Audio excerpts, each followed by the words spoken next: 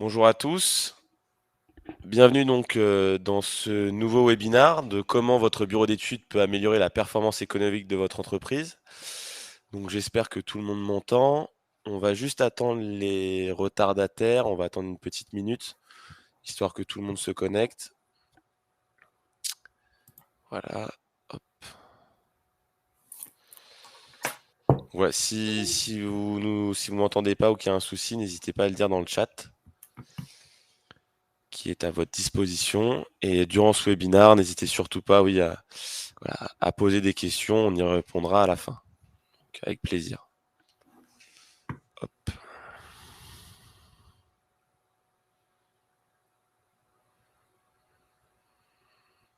Voilà.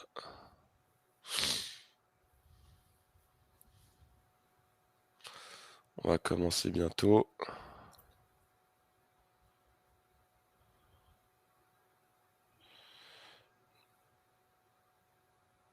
Hop.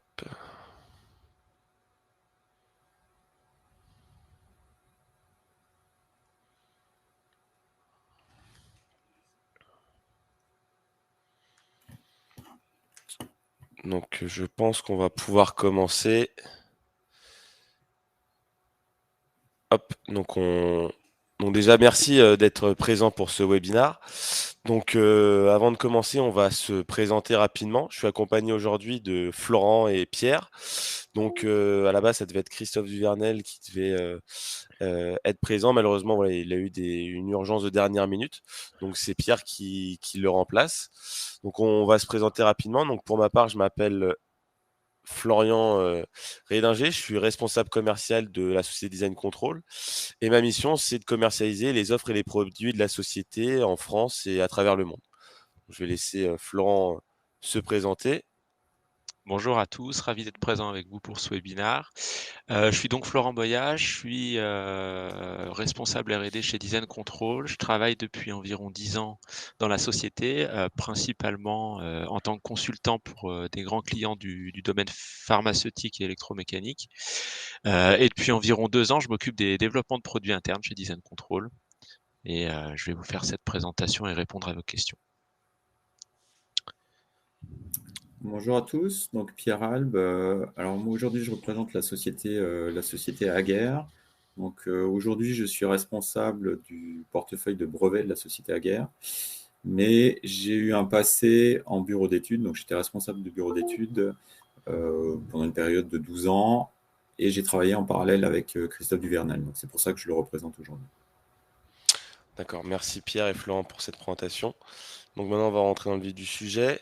On va faire d'abord une présentation rapide de la société. Donc Design Control a plusieurs activités. La première activité c'est la partie consulting, c'est Design Control Consulting. Donc c'est en fait une activité à l'international. Donc on est un bureau d'études de grande qualité. On est composé d'une équipe d'ingénieurs passionnés par la mécanique. On travaille avec de grands industriels depuis plus de 20 ans. Nos méthodes et nos équipes sont expérimentées et reconnues dans le monde industriel. Donc on est équipé d'un laboratoire d'essais mécaniques pour prototypes et nos équipes travaillent sous SolidWorks et Creo. La deuxième branche d'activité, c'est Design Control Software. Donc en fait, on est éditeur du logiciel Design Control Power. On sait très bien que, on sait tous qu'il est obligatoire d'avoir une bonne assise mathématique et géométrique pour pouvoir calculer des mécanismes complexes.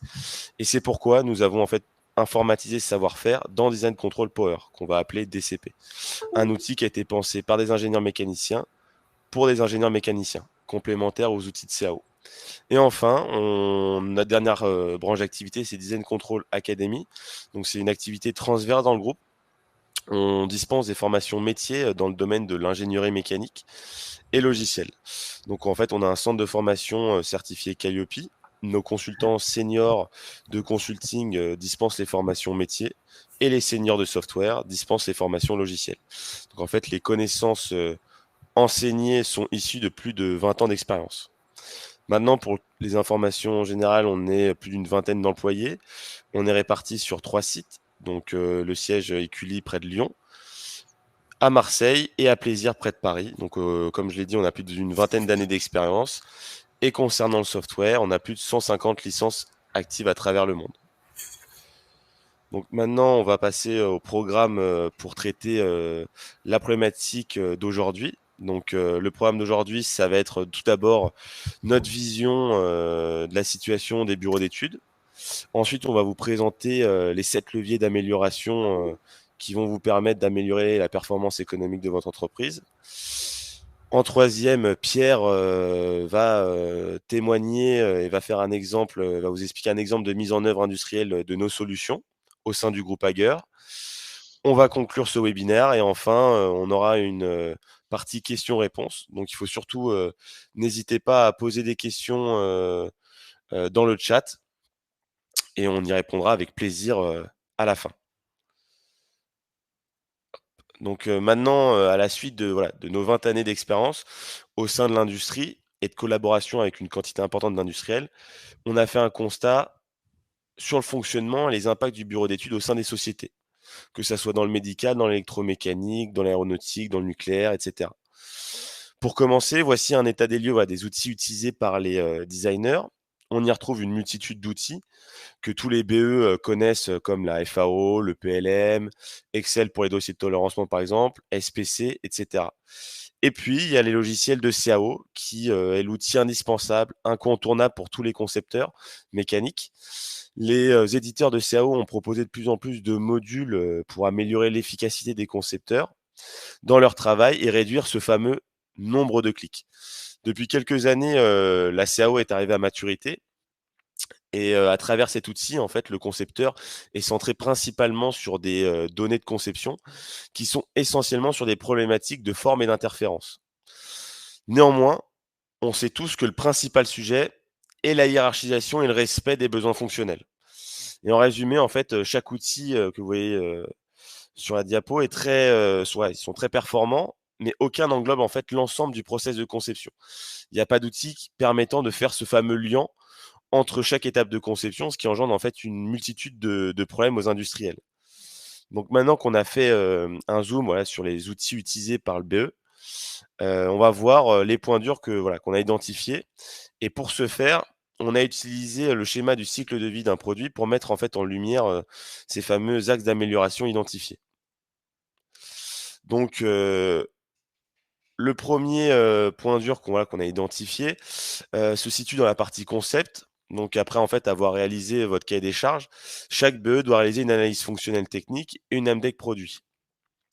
Donc en fait, les normes exigent aux concepteurs de réaliser ce fameux lien technique fonctionnel entre le couple AF-AMDEC, produit, et les paramètres fonctionnels. Donc quand je dis paramètres fonctionnels, ça représente bien tout ce qui est code dimensionnel. Malheureusement, vous rencontrez tous des difficultés à réaliser ce fameux lien, principalement par manque d'outils le permettant. Donc régulièrement, l'AF-AMDEC deviennent rapidement des supports qui sont isolés, effectués principalement pour respecter les exigences normatives, mais très peu utilisés.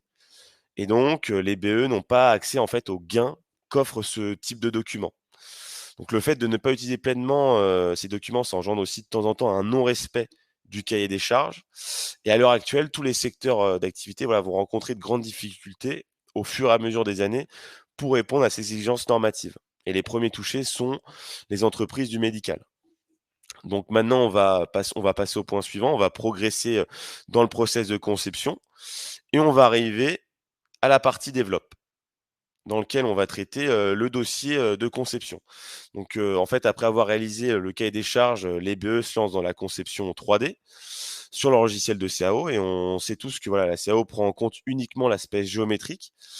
Néanmoins, pour chaque conception, en fait, c'est les chaînes de code identifiées à la suite de l'analyse fonctionnelle qui vont déterminer la conception. Sur ce point, qui est très important. Il y a un travail sans 3D qui est considérable. Et en fait, on a constaté avec notre expérience que la représentation 3D et 2D représentaient uniquement 20% du temps de travail utile d'un concepteur. Donc le BE, en fait, il travaille souvent sur Excel pour réaliser cette étape. Depuis des années, Excel est l'outil qui est majeur pour concevoir et calculer les dossiers de tolérancement et ainsi que les conditions fonctionnelles. Et cet outil, en fait, il a montré ses limites en termes d'efficacité et de fiabilité. Par exemple, la gestion du dossier produit entre différentes versions est très chaotique et tous les industriels et tous les bureaux d'études rencontrent souvent des difficultés sur ce point. De plus, toujours par manque d'outils, le BE rencontre des difficultés à accéder rapidement aux tables de tolérancement. Il peut difficilement, par exemple, prendre en compte les capacités de ses moyens de fabrication, ce qui lui permettrait d'appliquer directement, voilà, par exemple, des intervalles de tolérance réalisables en interne. Et souvent, ça se traduit par des IT qui sont resserrées, sans réelle justification, et donc ça engendre de la surqualité, ou bien on rencontre des codes critiques qui sont hors tolérance, car pas réalisables par la production, et donc des arrêts de prod ou du contrôle renforcé. Et je vais pas vous l'apprendre, mais tout ceci, ça coûte très cher aux industriels, et donc c'est très problématique. Maintenant, on va continuer à progresser dans le cycle, de conception, et donc le troisième point identifié, en fait, ça se trouve, dans l'étape, test validation. Donc c'est, après avoir, effectué votre dossier de conception, échangé, défini avec vos fournisseurs, bah, les designers réalisent des prototypes produits, et à la fin de ces étapes, les BE, bah, ils lancent, la fabrication, des outillages qui sont basés, principalement sur le nominal du 3D et les spécifications du plan, et souvent, bah, ils payent les manquements des étapes précédentes. En résumé, voilà, d'après notre expérience sur le terrain, souvent cette étape de qualification, a été mal préparée, et donc les industriels rencontrent souvent une multitude de problématiques, et les voici. La première difficulté rencontrée, c'est de récupérer, en fait, des données factuelles pour pouvoir statuer de la fonctionnalité des outillages pour. Ensuite, la deuxième difficulté, c'est que ça engendre souvent beaucoup de retouches, beaucoup de mises au point, et donc un planning qui est non maîtrisé, des décalages de temps importants, et par conséquent une mise sur le marché retardée. Il y a un time to market qui n'est pas respecté. Ça devient très catastrophique pour nos clients. Et la dernière difficulté, c'est que ça peut entraîner des opérations de tri, des retours clients, des dérogations ou des performances qui ne sont pas au rendez-vous, et du coup, une rentabilité qui est dégradée de votre produit et des pertes qui sont conséquentes. En résumé, voilà, pour conclure sur cette étape de qualification, en fait, on paye fortement les manquements des étapes précédentes. Mais c'est aussi dû à un manque d'outils performants sur les sujets énoncés. Maintenant, on continue notre progression. On arrive, à la partie mesure, et donc là, c'est le quatrième point, critique, identifié. Donc, ça intervient, en fait, à la fin des phases de conception et de validation. Le BE, avec l'aide de la qualité, de l'indus et de la prod, voilà, vous devez définir, en fait, quels sont les codes critiques à mesurer. Chacun essaye de trouver, avec l'expérience, de définir une hiérarchisation des codes critiques à contrôler. Malheureusement, on constate que, voilà, dans toutes les industries, que ça soit dans l'électromécanique, dans le médical, l'aéronautique ou le nucléaire, les industries rencontrent, voilà, des problématiques en production liées aux codes critiques hors tolérance, et bien souvent, en fait, on ne sait pas pourquoi, cette cote pose un problème, et on ne sait aussi pas pourquoi cette cote est si pertinente à contrôler. Tout ceci, en fait, entraîne un coût de la mesure, qui est peu maîtrisé, et on sait très bien qu'est-ce que ça importe, le coût de la mesure, chez nos industriels, et donc un budget qui est difficilement contrôlé. Il n'y a pas, en fait, d'outils, permettant de justifier mathématiquement la hiérarchisation des codes critiques, et donc tout est porté par l'expérience et la négociation entre personnes et services. Et maintenant, pour finir, ce cycle de vie, ce cycle de conception, on va passer à au dernier point dur qui se situe, voilà, à la fin du process de conception, qui est le design history file. On va expliquer rapidement pour ceux qui savent pas encore ce que c'est, qui connaissent pas, le design history file. Donc en fait, sous l'impulsion des exigences normatives, les bureaux d'études, ils doivent maintenant, pour chaque produit, établir un historique entre chaque version de chaque évolution. Et cet historique ne concerne pas uniquement les changements 3D répertoriés par la CAO, mais aussi les changements de CAPA, les changements de code critique, les changements des moyens de fabrication, les changements des cibles des fonctions, etc. Et tout ce travail demande, un temps qui est important aux concepteurs, et donc souvent des erreurs humaines ou des incohérences apparaissent. Les conséquences sont nombreuses, comme, le non-respect d'exigences normatives, et donc pour le médical, des homologations de produits difficiles, et pour les autres domaines, des sanctions ou une perte de temps importante lors d'audits. Donc maintenant qu'on vous a présenté les points durs à améliorer, on va faire un petit focus sur l'importance et les enjeux d'avoir une bonne maîtrise de notre conception. Donc, voici un petit balancier issu de nos 20 années, de constats dans l'industrie à travers le monde.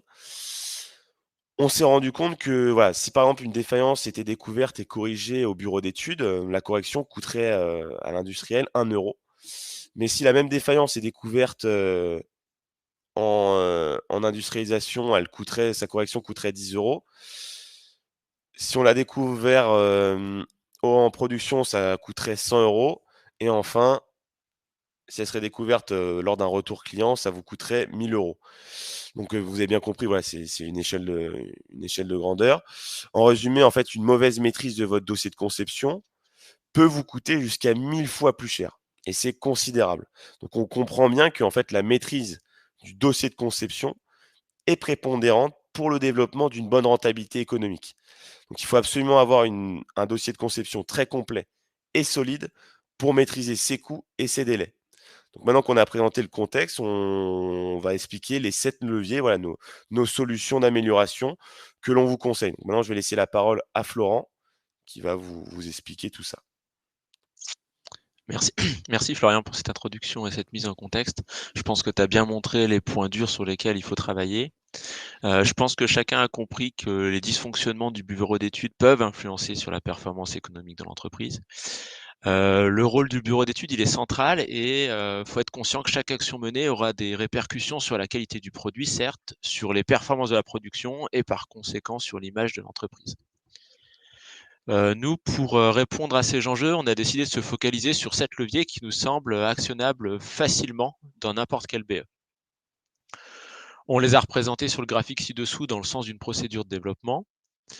Je pense qu'il faut être conscient que chacun d'eux apporte individuellement des bénéfices sur la performance économique, mais qu'au final, c'est en les utilisant tous ensemble qu'on va démultiplier les effets et être efficace. Donc, les 7 points vont de l'intégration à FMDEC, à la vision globale du produit, en passant par une qualification optimisée. Et voici.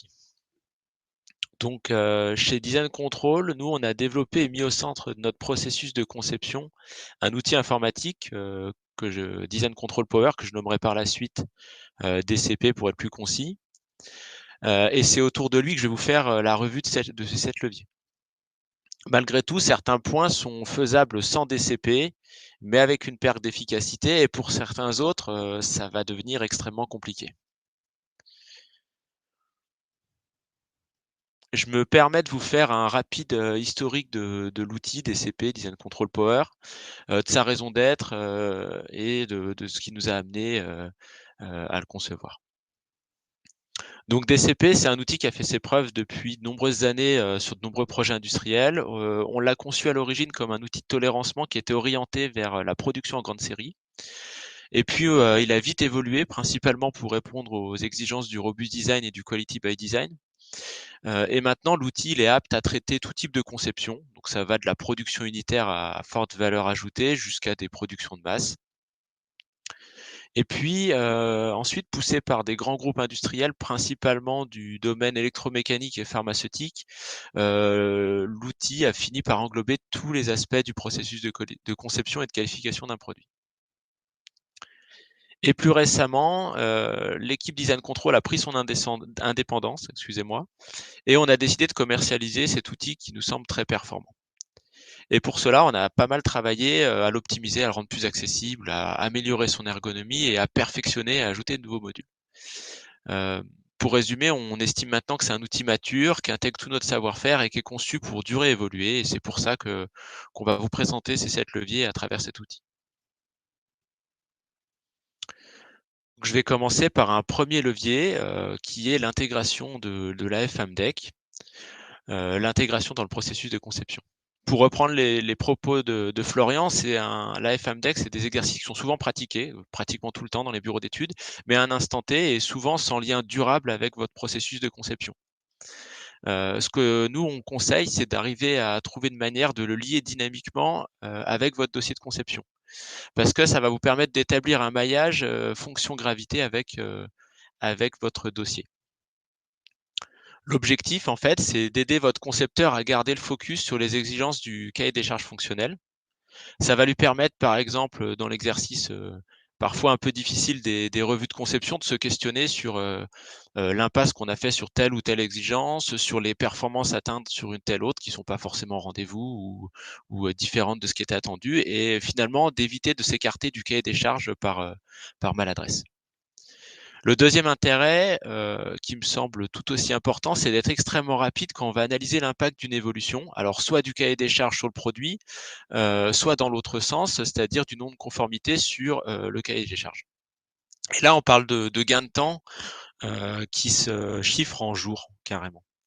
On permet aussi d'avoir un risque d'erreur et d'oubli qui est minimisé, puisqu'on a tout qui est centralisé. Au final, ça va permettre au bureau d'études de travailler avec la FMDEC, pas seulement comme une exigence normative, parfois c'est vu parfois de cette façon, mais surtout comme un gage de qualité de la conception, ce qui était l'intention initiale. Le deuxième levier, pour nous, c'est la mise sous contrôle des livrables 2D et 3D. Donc les livrables 2D, c'est vos plans qui vont servir de contrat avec vos fournisseurs ou avec la production. Et puis le 3D, c'est la représentation, la modélisation 3D de votre produit.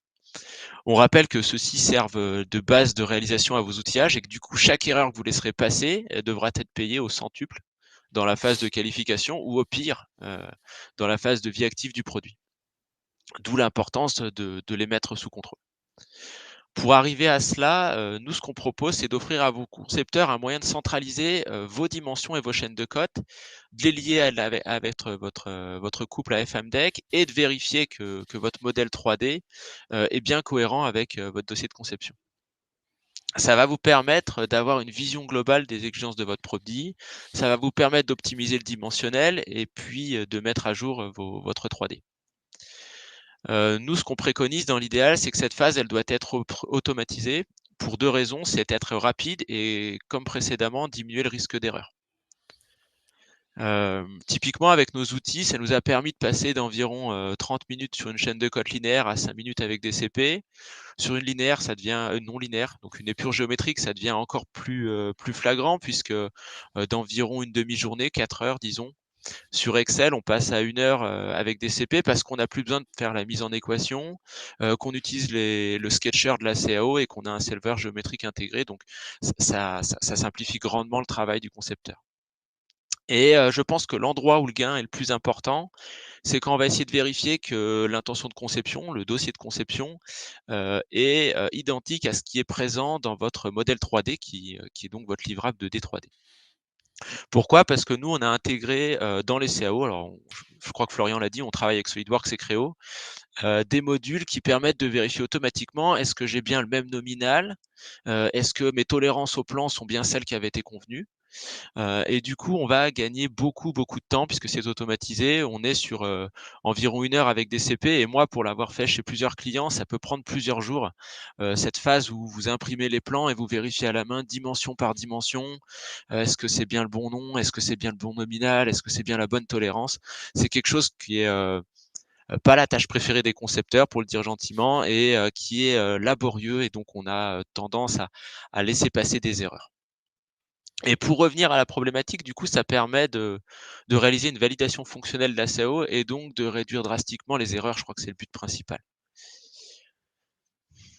Comme précédemment, comme dans le point précédent, ça va permettre d'analyser des impacts, soit sur le cahier des charges, soit sur les dimensions CAO, en quelques clics. Ce qui m'amène au troisième point, qui est plus qu'important. Et l'objectif, c'est vraiment de prendre en compte la capacité des moyens de mesure, des moyens de production, dès le début du processus de conception. Pourquoi? Je vais faire un petit rappel, parce que le bureau d'études, au final, n'est maître que des nominaux que vous allez mettre sur vos composants, parce que les intervalles de tolérance viennent du savoir-faire de la production ou de la production de vos fournisseurs. Et ce simple fait, ça démontre l'importance d'intégrer au plus tôt ce point dans vos conceptions. Le pas le faire, c'est prendre des risques, c'est prendre de risques d'exiger par exemple des spécifications composants qui sont non atteignables, non capables, et donc des productions coûteuses, difficiles, des dérogations régulières, voire pire. Donc ce que nous on propose pour répondre à ce levier, c'est d'intégrer et c'est ce qu'on a fait dans DCP, c'est de choisir automatiquement des intervalles de tolérance en se basant sur soit les tables normatives, donc par exemple la NFT 58000 pour des pièces plastiques ou d'autres normes, ou si l'entreprise la possède, le savoir-faire de votre production, qu'on aura saisi au préalable sous forme de table IT-CP. On a accompagné ça, nous, de fonctionnalités qui permettent aux concepteurs d'aller plus vite par la proposition de nominaux qui sont compatibles avec les exigences du cahier des charges de l'AFMDEC et qui permettent de revenir efficaces dans la recherche de ce que je vais appeler un design bon du premier coup. Donc maintenant, on va pouvoir passer au quatrième point, qui est le plan contrôle. Et l'enjeu, c'est définir du coup, en relation avec la production, l'industrialisation et la qualité, la criticité des dimensions et le niveau de contrôle nécessaire. Et effectivement, je pense que c'est un domaine où il y a des gains importants à réaliser. C'est bien celui de l'établissement d'un plan de contrôle. Donc un plan de contrôle, à quoi ça sert? Qu'est-ce que c'est? En gros, c'est un outil qui va vous permettre d'avoir une hiérarchisation des cotes, qui va vous permettre d'apporter un rationnel au choix des mesures et à leur type, à leur nombre, à chaque phase de l'étape de qualification et de la production. L'objectif derrière ça, c'est d'atteindre un taux de maîtrise sur les conditions fonctionnelles en fonction des cotes retenues et de leur niveau. Dit plus simplement, ça va vous donner une visibilité suffisante sur les fonctions de votre produit à travers la mesure pour être capable de juger.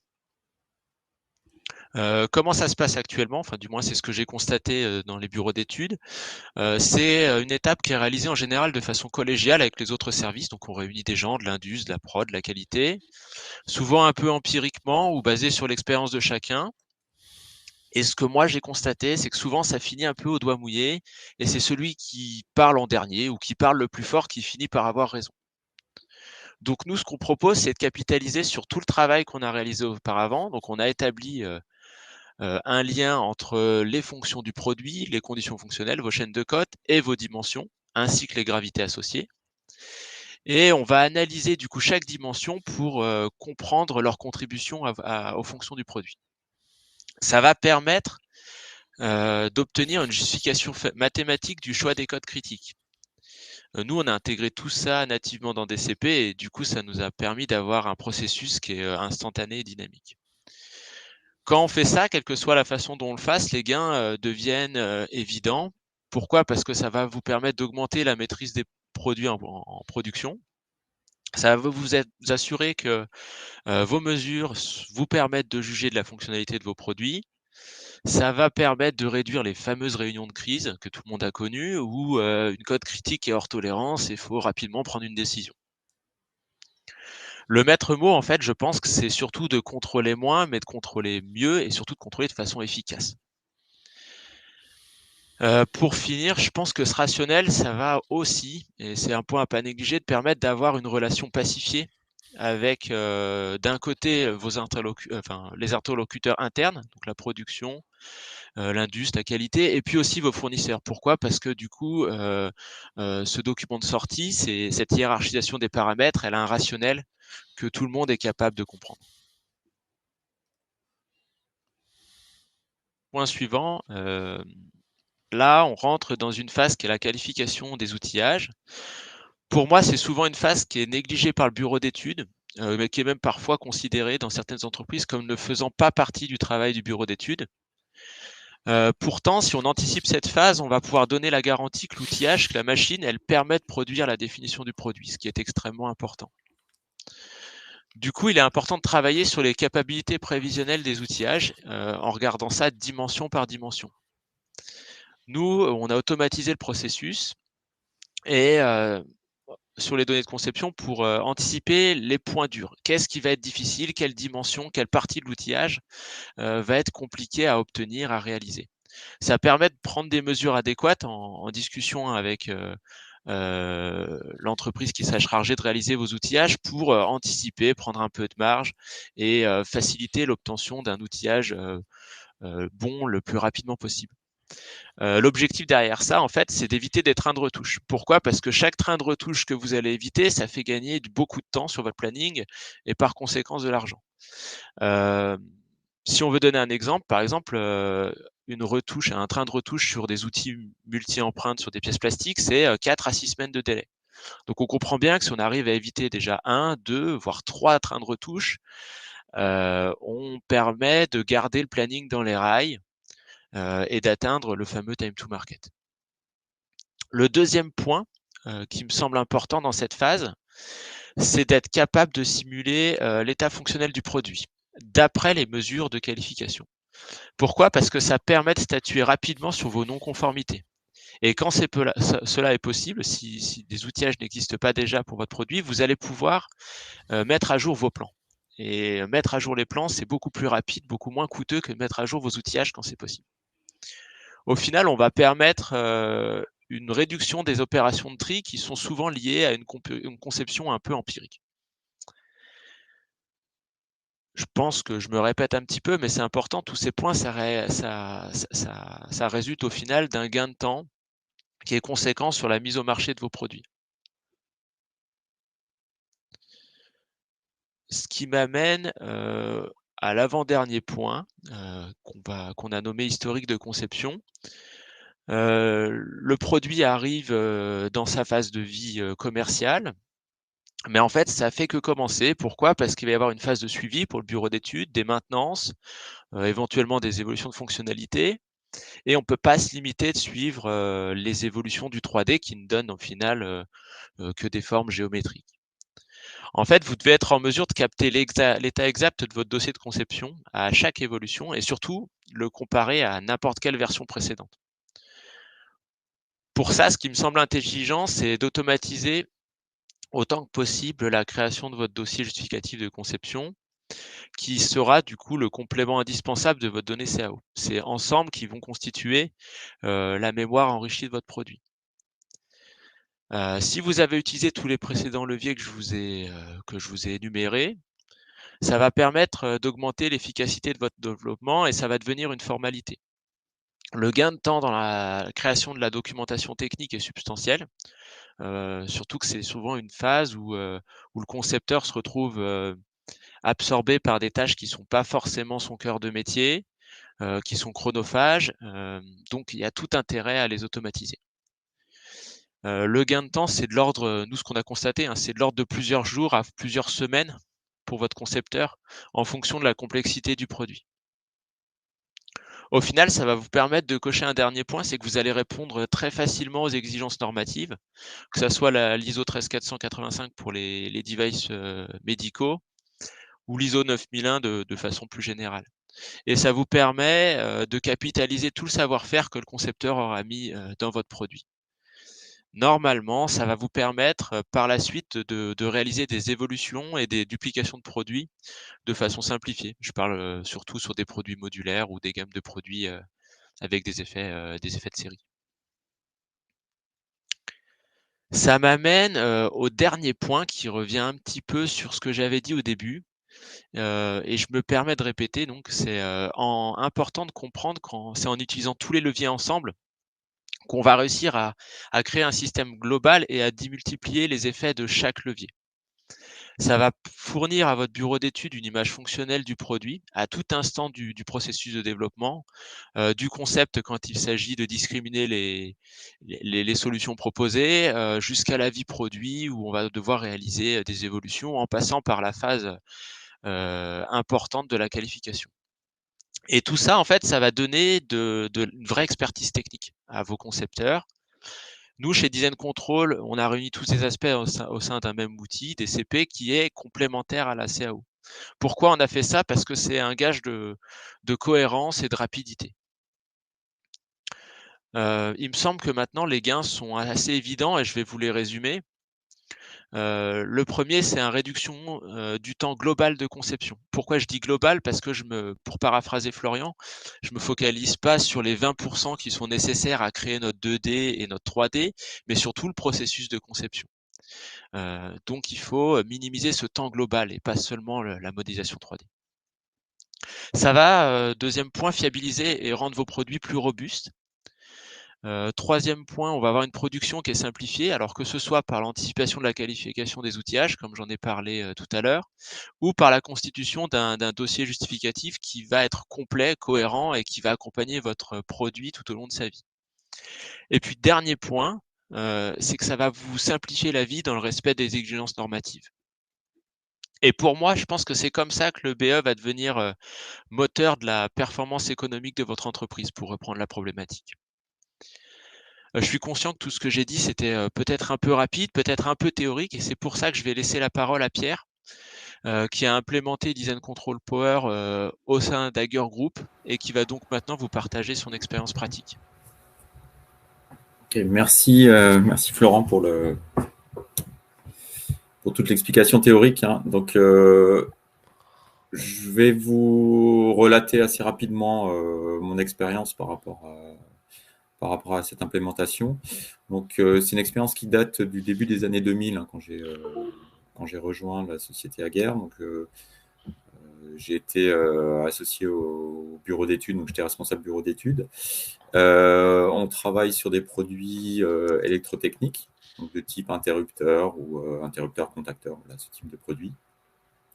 Et les problématiques qu'on avait quand je suis arrivé, donc on était confronté à pas mal de problématiques sur quels sont les codes que je vais mettre sur un plan, pourquoi je vais les mettre, pourquoi j'ai un plan qui contient 300 codes, est-ce que je dois toutes les contrôler. Ça, c'était une première partie des problématiques qu'on avait.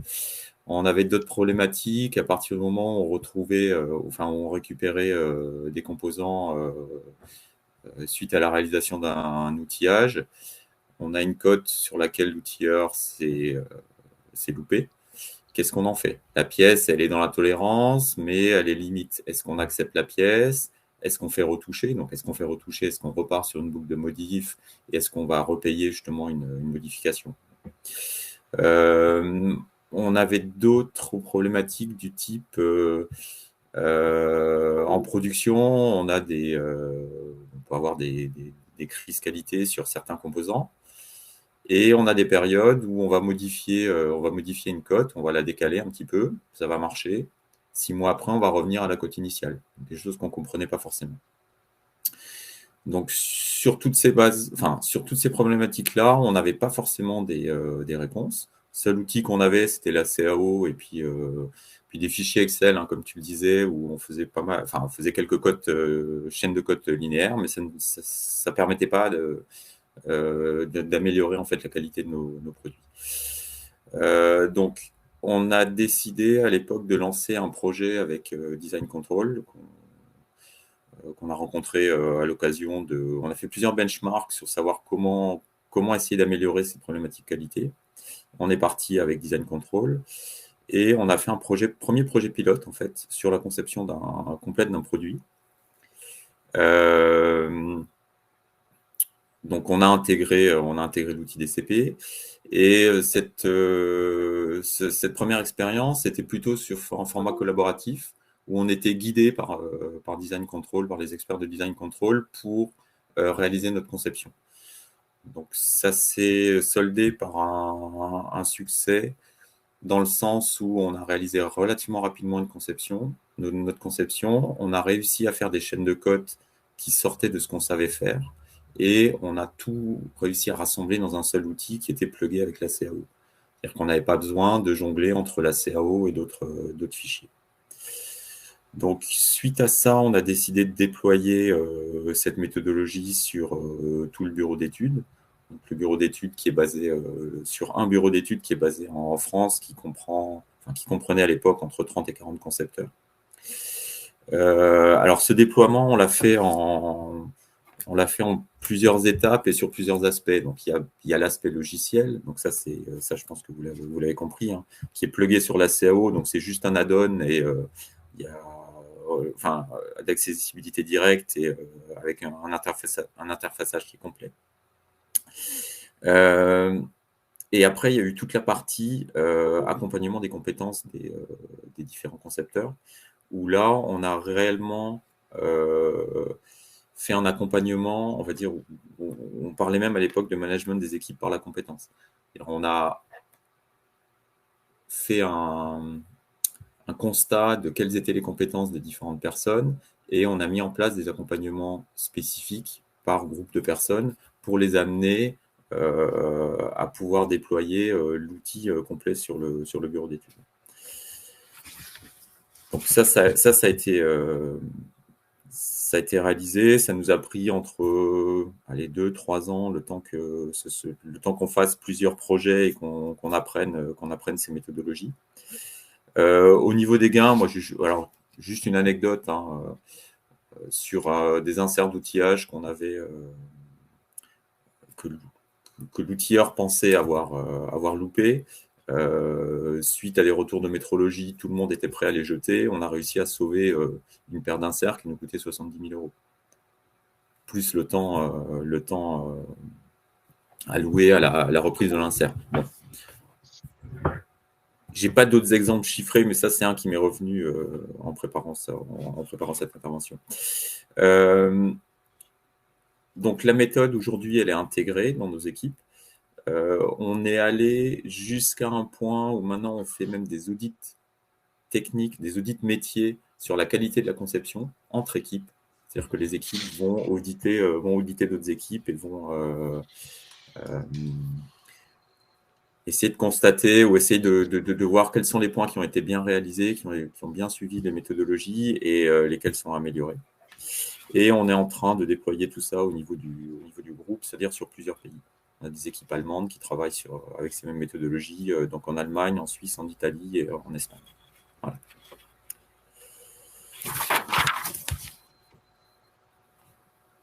C'est tout ce que je voulais vous dire. Eh ben, en tout cas, merci Pierre. Je ne sais pas si je suis dans le timing. Si, t'es bien dans le timing. On est dedans, donc il n'y a pas de souci. Merci en tout cas Pierre pour ce témoignage. Maintenant, on va on va conclure ce webinaire. Donc j'espère que ce webinaire vous a intéressé. Vous l'aurez compris, notre offre logicielle est très complète et dotée d'une multitude de fonctionnalités. Donc vous en doutez bien, on l'a découpée en plusieurs versions. On vous propose une offre évolutive allant de DCP Lite à Ultimate. Il y a 3 types de versions.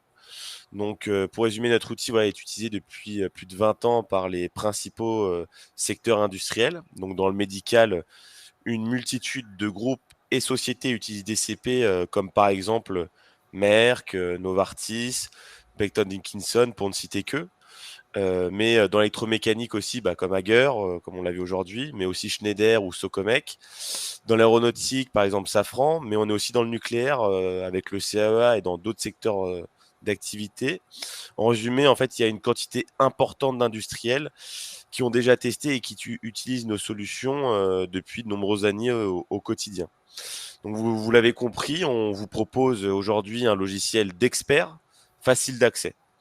Et en plus de cela, avec Design Control Academy, on va aider vos équipes à monter en compétences, que ce soit sur des connaissances métiers, mais aussi sur les connaissances du logiciel.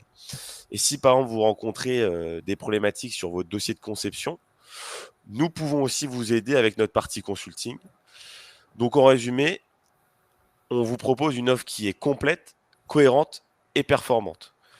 Donc maintenant, je vais prendre contact par la suite avec chacun d'entre vous pour organiser une démonstration de notre outil, pour vous montrer nos solutions en live. Ça vous permettra de voir en action la mise en œuvre de ces fameux 7 leviers d'amélioration à travers des CP. Donc maintenant, on va passer à l'étape des questions-réponses s'il y en a. N'hésitez pas à les poser. Tac. Alors, il y a une question de Gauthier. Donc, vous avez parlé de conception de nouveaux produits. Est-ce que l'outil peut permettre d'améliorer une production déjà existante avec un fort taux de rebut? Donc, Florent ou Pierre? Je peux répondre, enfin, si tu me laisses la parole, Florent. Oui, vas-y, Pierre. Oui, alors tout à fait. On n'a pas fait que des projets de nouveaux produits. On a aussi fait des projets sur lesquels on avait des forts taux de rebut. Et en fait, la méthodologie nous a vraiment permis à aller chercher ces rebuts, à réduire ce nombre de taux de rebut. Ok, super. J'espère qu'on a bien J'espère qu'on a bien répondu à cette question. Il y a une deuxième question qui nous vient de Benjamin. Donc, bonjour, comment le logiciel permet de vérifier les codes sur les plans? Je peux répondre.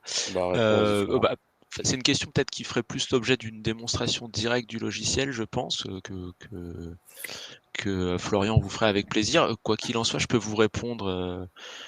Comment on fait? En fait, on a des modules de façon très concrète qui sont intégrés dans la CAO et dans le gestionnaire de paramètres, l'endroit où on va saisir chaîne de code et paramètres. Et en fait, on va leur faire s'échanger leurs données. C'est-à-dire que la CAO va envoyer au logiciel moi j'ai telle dimension qui s'appelle comme ça et qui a tel nominal, telle tolérance. Notre logiciel va faire la même chose, va envoyer toutes ces infos à la CAO, et puis on va regarder très simplement à base de petites coches, orange s'il y a un doute, vert si c'est OK, rouge si c'est pas OK. Est-ce qu'on a exactement la même chose que dans notre dossier de conception dans la CAO? Si on a des écarts, soit on les traite alors soit en mettant à jour notre dossier de conception et en vérifiant que tout est toujours OK, qu'on remplit toujours les exigences fonctionnelles, soit on va mettre à jour directement la CAO automatiquement. Mais je pense vraiment que c'est plutôt une démonstration logicielle qu'il faudrait pour répondre à cette question. D'ailleurs, du coup, voilà, c'est aussi pour cette étape-là, voilà, qu'on vous propose directement derrière une démonstration de notre outil sur votre site pour vous voyez vraiment concrètement comment ça se passe l'application de cette solution à travers notre outil. Bien évidemment, on effectuera voilà, une belle remise commerciale à tous les viewers du webinar qui passeront commande. Donc, je sais pas s'il y a d'autres questions. Je voulais peut-être rebondir, moi, alors c'est pas une question, mais alors quelque chose qu'a dit Pierre tout à l'heure, hein, il a expliqué qu'ils avaient mis en place l'outil, la méthodologie, et il y a un petit point qu'on n'a peut-être pas assez abordé, il a parlé de formation. Et je pense que c'est quelque chose d'extrêmement important. Donner des outils à vos équipes, c'est une chose, hein, que ce soit la CAO, que ce soit l'outil qu'on vous propose, mais il faut que vous les formiez. Parce que les outils, s'ils sont mal utilisés, ça vous assurera pas d'une bonne conception. Donc c'est important de faire un point sur quelles sont les compétences de vos équipes et qu'est-ce qu'on peut faire pour leur permettre de progresser. Et puis si vraiment vous n'avez pas les compétences, il y a un moment, il faut essayer d'aller vous appuyer sur les compétences en extérieur. Et je crois que sur ces 3 points, en tout cas, nous, on peut vous accompagner. Comme je vous l'ai dit, voilà, c'est vraiment une offre qui est complète et cohérente qu'on vous propose aujourd'hui. Et donc voilà, en tout cas, je voulais vous remercier, s'il n'y a pas d'autres questions pour le moment, d'avoir été présent et de votre écoute pour ce webinar. Voilà, je me doute que par manque de temps, il y a beaucoup d'informations et il y a peu de temps. Vous n'avez peut-être pas pu poser l'ensemble de vos questions, donc c'est pour cette raison-là que je vous recontacterai pour aller plus en détail sur ces différents points-là. Donc, merci encore de votre écoute. Merci à Florent et merci à Pierre d'être venus témoigner aujourd'hui. Et je vous souhaite une bonne journée et je vous dis à bientôt. À bientôt. Au revoir. Au revoir.